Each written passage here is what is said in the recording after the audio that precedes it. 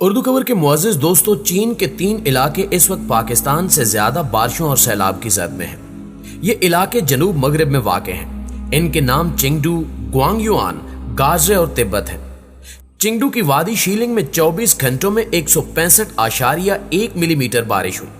یہ علاقہ سیاحتی ہے اور یہاں ہر سال 70 لاکھ سے زائد سیاح آتے ہیں۔ یہ بھی بری طرح سیلاب سے متاثر ہوا، لیکن آپ چین کا کمال دیکھیے۔ حکومت نے ایک رات میں 47,000 لوگوں کو متاثرہ علاقوں سے نکالا، محفوظ ٹھکانوں پر پہنچایا اور انہیں کھانا، ادویات اور کپڑے بھی فراہم کر دیے، اور مقامی اور بین الاقوامی کسی تنظیم سے امداد کی اپیل بھی نہیں کی، اور اس سارے آپریشن بارش اور سیلاب کے دوران کسی قسم کا کوئی جانی نقصان نہیں ہوا، جبکہ اس کے مقابلے میں ہمارے ملک کا 30% حصہ پانی میں ڈوبا ہوا ہے۔ کوئٹہ شہر کی تمام سڑکیں، پل اور موبائل فون ٹاورز ٹوٹ گئے ہیں، بجلی، گیس اور پانی بھی بند ہے، اور ATM اور بینکس بھی جواب دے گئے ہیں۔ صوبائی دارالحکومت کا باقی ملک سے عملاً رابطہ ٹوٹ چکا ہے۔ دوسرے علاقوں کی صورتحال بھی اس سے ملتی جلتی ہے۔ ناظرین گرامی، متاثرین کی تعداد 3 کروڑ 30 لاکھ ہو چکی ہے۔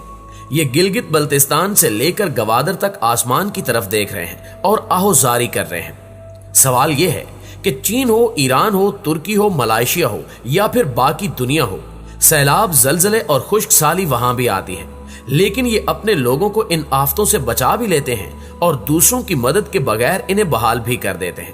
مگر کیسے؟ جبکہ ہم ہر آفت، ہر مصیبت میں اپنے لوگوں کو موت کے حوالے کر کے امداد کی صدائیں لگانے کے لیے نکل کھڑے ہوتے ہیں۔ ہم اسے بھی بھیک کا بہانہ بنا لیتے ہیں۔ کیوں؟ کیا دوسری اقوام سپر ہیومن ہیں یا پھر ہم انسانوں کی کوئی پست ترین شکل ہے؟ آخر ہمارا ایشو کیا ہے؟ ہم شاید آج تک اپنی قوم کو آفتوں کا سامنا کرنے کے لیے تیار نہیں کر سکے۔ آگ لگ جائے، پانی آ جائے یا کوئی حادثے کا شکار ہو جائے، ہم میں سے کسی شخص کو اس سے نمٹنا نہیں آتا۔ دوسرا، حکومت نے بھی آج تک حادثوں اور آفتوں سے نمٹنے کے لیے کاغذی منصوبوں کے علاوہ کچھ نہیں کیا۔ ہم نے قومی سطح پر NDMA اور صوبائی لیول پر PDMA بنا دیے، لیکن یہ بھی نام کے ادارے ہیں اور یہ ہلاکتوں کا ڈیٹا جاری کرنے کے علاوہ کچھ نہیں کرتے۔ حالت یہ ہے کہ ہم آج تک ملک میں مخیر حضرات کی فہرست تک نہیں بنا سکے۔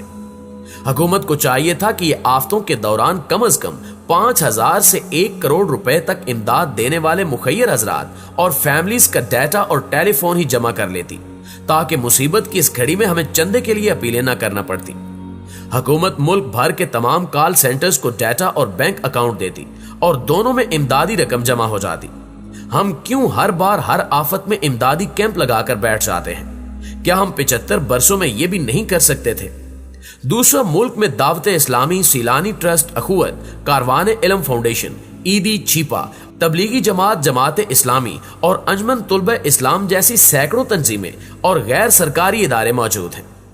ملک میں 2.5 لاکھ سے زائد اسکول اور 3.5 کروڑ سے زائد طالب علم بھی ہیں۔ ہم اگر ان تنظیموں اور اداروں کے کارکنوں کے لیے ریسکیو ورک کی ٹریننگ لازمی قرار دے دیں، ہم اگر انہیں آگ بجھانے، زخمیوں کو اٹھانے، سیلاب میں گھرے لوگوں کو نکالنے اور ضرورت مندوں تک خوراک پہنچانے اور بیماروں اور زخمیوں کی مدد کی ٹریننگ دے دیں اور ان سب کی فہرستیں اپنے پاس رکھ لیں اور ضرورت کے وقت انہیں طلب کر کے کام پر لگا دیں، تو ہمارے پاس 2-4 کروڑ لوگوں کی فورس تیار ہو جائے گی۔ ہم اگر ملک بھر کے اساتذہ کو ڈیزاسٹر مینجمنٹ سکھا دیں تو بھی ہمیں UN کا انتظار نہیں کرنا پڑے گا۔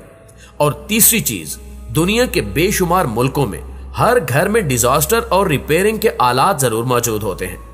کیا ہم قوم کو گھروں میں رسے، سیڑھیاں، فالتو بالٹیاں، ہتھوڑیاں اور گینتیاں رکھنے کے لیے بھی تیار نہیں کر سکتے؟ ہم یہ اصول ہی بنا لیں کہ ملک کا ہر مڈل کلاس شخص اپنے گھر میں ایک ٹینٹ ضرور رکھے گا اور وہ یہ مشکل کے وقت متاثرہ علاقوں میں بھجوا دے گا۔ ہم ٹینٹ مالکان کی فہرستیں مختلف NGOs کو دے دیں اور NGOs کے کارکن ضرورت کے وقت ٹینٹ جمع کر کے متاثرین تک پہنچا دیں۔ کیا ہم یہ بھی نہیں کر سکتے؟ پاکستان میں جنرل ضیاء الحق کے دور تک رضاکار اور NCC جیسے پروجیکٹ ہوتے تھے۔ ضلعی انتظامیہ ہر شہر سے رضاکار بھرتی کرتی تھی۔ یہ لوگ مشکل وقت میں پولیس اور سول انتظامیہ کی مدد کرتے تھے۔ یہ پروجیکٹ آج بھی چل رہا ہے، لیکن صرف کاغذوں میں۔ کالجوں میں NCC کے ذریعے طالب علموں کو ملٹری ٹریننگ دی جاتی تھی۔ ٹریننگ مکمل کرنے والے طالب علموں کو 20 نمبر اضافی ملتے تھے۔ یہ دونوں پروجیکٹ شاندار تھے۔ معزز دوستو، دنیا میں امریکہ، سوئٹزرلینڈ اور اسرائیل سمیت 103 मुल्कों में मिलिट्री ट्रेनिंग और मिलिट्री सर्विसेज लाजमी होती हैं। रजाकार भी करोड़ों की तादाद में होते हैं। हम ये दोनों इदारे बहाल क्यों नहीं करते और हम इसके साथ साथ एक्सीडेंट्स और डिजास्टर मैनेजमेंट की ट्रेनिंग क्यों शामिल नहीं करते? हुकूमत गाड़ियों में आग बुझाने के सिलेंडर, कंबल, टार्च, रात के वक्त चमकने वाली जैकेट्स और इजाफी खुराक लाजिम करार दे दे, लेकिन हमने आज तक ये भी नहीं किया। फ्लड मैनेजमेंट की बारी तो 1000 साल बाद में आएगी। क्या हम वाकई कौम कहलाने के हकदार हैं? नाज़रीन गिरामी, इस सैलाब के दौरान 3 खौफनाक हमाकतें नजर आ रही हैं। पहली हमाकत नकद इमदाद है। हम मुतासरीन को बराह रास्त नकद इमदाद भिजवा रहे हैं, जबकि मुतासरा इलाकों के तमाम बैंक्स, ATM और इजी कैश के सेंटर्स पानी में डूब चुके हैं। लिहाजा मुतासरीन को रकम कैसे मिलेगी? और अगर ये मिल भी जाए तो क्या सामान खरीदने के लिए दुकानें और मंडियां खुली हैं? और क्या सड़कें, पुल, ट्रांसपोर्ट और गाड़ियां मौजूद हैं? दूसरा, हम मुतासरीन के सरों पर आटा, दालें, चावल, चीनी और घी की बोरियां फेंक रहे हैं। हुकूमत हेलीकॉप्टरों के जरिए बोरियां दाग रही है, जबकि NGOs कश्तियों के जरिए खुश्क राशन पहुंचा रही हैं। लेकिन सवाल यह है कि लोग खुश्क राशन को पकाएंगे कैसे? मुतासरीन 5-5 फुट पानी में डूबे हुए हैं। क्या ये इस पानी में चूल्हे जला सकेंगे? खाना पकाने के लिए लकड़ियां, गैस या बिजली कहां से आएगी? और क्या फिर ये लोग खुश्क राशन खाएंगे? और तीसरा इशू, पूरे मुल्क में इस वक्त इमदादी कैंप लगे हुए हैं। ये कौन लोग हैं और ये रकम जमा करके कहां भिजवा रहे हैं? कोई नहीं जानता। हुकूमत भी इससे लाताल्लुक है। क्या हम इन हमाकतों से मुतासरीन की मदद कर सकेंगे? मेरी दरखास्त है कि हुकूमत फौरी तौर पर इन इदारों की फहरिस्त और अकाउंट जारी करे जिन्हें ये इमदादी कामों का अहल या जेन्युइन समझती है। ये बेशक फौज को जिम्मेदारी दे दे, लेकिन किसी एक को इस सूरत हाल को लीड करने दे। पैनिक ना करें। दूसरा, सैलाब में फंसे लोगों को खुश्क राशन ना दें। आप भुने हुए चने, भुने हुए चावलों, गुड़ और मेवा जात का मरुंडा बनाएं। आध किलो के वाटर प्रूफ पैकेट बनाएं और मुतासरीन में ये पैकेट तकसीम कर दें। मुतासरीन फौरी तौर पर इनसे अपनी भूख मिटा लेंगे। ये मरुंडा पंजाब, सिंध और KP में आम बनता है। आप बस इसमें थोड़ा सा कुकिंग ऑयल या घी भी डाल दें ताकि खुराक के तमाम अज्जा पूरे हो जाएं। मरुंडा मुकम्मल खुराक होगा। इससे हर उम्र के लोग खा सकेंगे और इसे पकाना भी नहीं पड़ेगा। सैलाब ज़दा इलाकों में जब पानी उतर जाए तो आप बेशक लोगों को खुश्क राशन पहुंचाना शुरू कर दें। और अब मेरी आवाम से भी दरखास्त है कि खुदा के लिए, अगर हुकूमत में खुदा तरसी और अकल नहीं है तो आप ही कुछ अकल कर लें। आप ही 10-15 फैमिलियों के ग्रुप बनाकर लोगों को ट्रेनिंग देना शुरू कर दें। 10-10, 20-20 खानदानों की NGOs बनाकर लोगों की हालत बदलना शुरू कर दें। और मेहरबानी फरमाकर अपने घर ऊंची जगहों और किचन दूसरी और तीसरी मंजिल पर बनाया करें और छत पर ममटी बनाकर बरसात के मौसम में इसमें पानी, खुराक, टेंट और ईंधन महफूज कर लिया करें, ताकि नागहानी सूरत हाल में आप और आपका खानदान कम से कम 2-4 दिन तो निकाल सके।